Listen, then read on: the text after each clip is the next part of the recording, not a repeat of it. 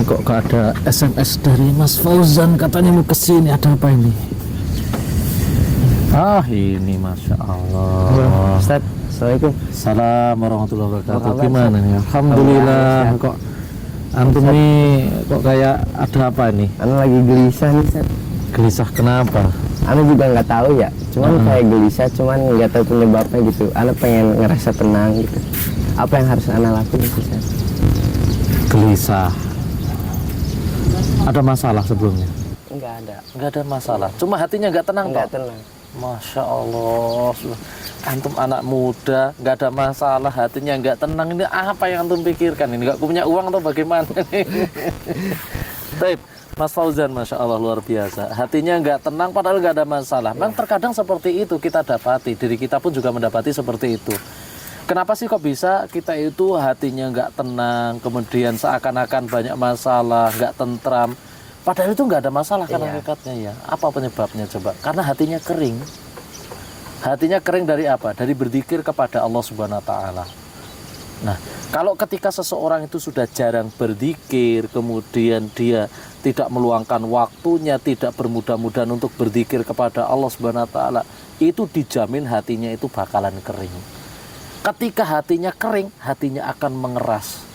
Kalau sudah hatinya mengeras, jangan harap dia menerima kebenaran. Nah itu loh bahaya kalau kita itu hatinya itu kering, kemudian apa hatinya keras, itu bahaya banget. Kalau kata Imam Ibnu Katsir rahimahullah ta'ala, beliau mengatakan kayak gini, al-qalbu malikul a'dha. Apa itu artinya? Bahwasanya hati itu malikul a'dha. Malikul a'dha itu artinya rajanya anggota badan. Jadi rajanya anggota badan itu hati. Nek hati kita itu istilahnya baik, maka anggota badan pun juga akan baik. Nek hati kita itu buruk, anggota badan juga buruk. Lah kalau hati kita kering, maka anggota badan pun juga bisa dipastikan apa? Kering dari amal soleh, susah beramal, susah istilahnya dia mengamalkan amalan soleh. Maka mengasah hati, menjernihkan hati itu sangat penting, Mas Fauzan. Jangan sampai hati kita itu kering. Maka bagaimana caranya? Maka satu rahasianya, Allah Subhanahu wa taala berfirman, alladzina amanu wa tatma'innu qulubuhum bidzikrillah, ala bidzikrillah tatma'innul qulub. Adapun orang-orang yang beriman kemudian dia menentramkan hatinya dengan berzikir kepada Allah, ketahuilah bahasanya bidzikrillah tatma'innul qulub. Ketahuilah dengan berzikir kepada Allah, hati itu menjadi tentram, menjadi tenang kembali. Maka perbanyak zikir, perbanyak membaca Al-Quran, kemudian ingat kembali nikmat-nikmat Allah Subhanahu wa taala. Ingat, kita itu disuruh berzikir itu kata Allah itu suruh dalam kondisi apapun loh. Duduk, berbaring, berdiri itu suruh perbanyak zikir.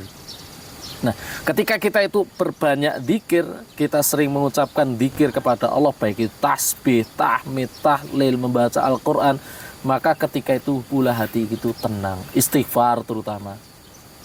Nah, ketika kita memperbanyak istighfar, lihat Rasulullah mengatakan man aktsara minal istighfari ja'alallahu min kulli hammin farahan wa min kulli dhaiqin makhrajan wa razaqahu min haitsu la yahtasib.